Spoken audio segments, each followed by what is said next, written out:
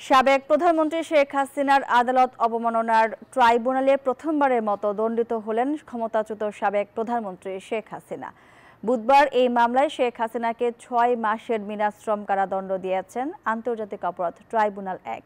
অপর আসামি শাকিলকে ২ মাসের সাজা দিয়েছেন আদালত। আসামিরা যেদিন গ্রেপ্তার হবেন সেদিন থেকেই এই সাজা কার্যকর হবে জানিয়েছে প্রসিকিউশন।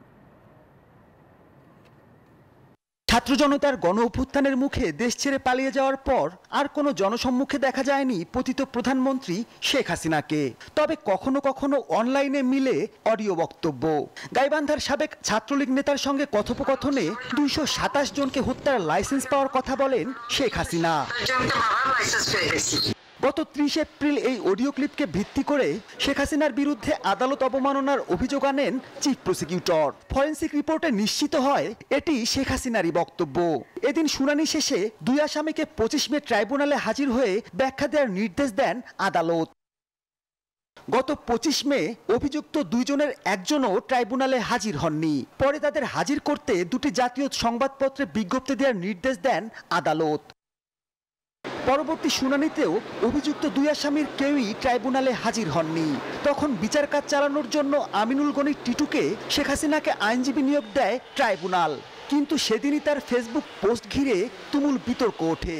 কারণ ৫ আগস্ট শেখ হাসিনার ফাঁসি চেয়ে পোস্ট দেন টিটু। বান্ডেল থাকলে প্রতি সেনমানিতে টাকা বাঁচবে। বিকাশ সেনমানি বান্ডেল কিনে জিতুন প্রতি লেনদেনে। কনফ্লিক্ট অফ ইন্টারেস্ট থাকায় আমিনুল গনি টিটুকে বাদ দিয়ে নতুন আইনজীবী আমির হোসেনকে নিয়োগ দেয়া হয়। সেই সঙ্গে বিচারপতি গোলাম মর্তুজা মজুমদারের নেতৃত্বাধীন ৩ সদস্যের ট্রাইব্যুনাল জ্যেষ্ঠ আইনজীবী এওয়াই মশিউজ্জামানকে অ্যামিকাস কিউরি হিসেবে নিয়োগ দেন। বুধবার শুনানি শেষে শেখ হাসিনাকে ৬ মাসের ও অপর আসামিকে ২ মাসের কারাদণ্ড দেন আন্তর্জাতিক অপরাধ ট্রাইব্যুনাল ১। আসামি শেখ হাসিনাকে ৬ মাসের বিনাশ্রম কারাদণ্ড এবং আসামি শাকিল আকন্দ বুলবুলকে ২ মাসের বিনাশ্রম কারাদণ্ডে দণ্ডিত করেছেন।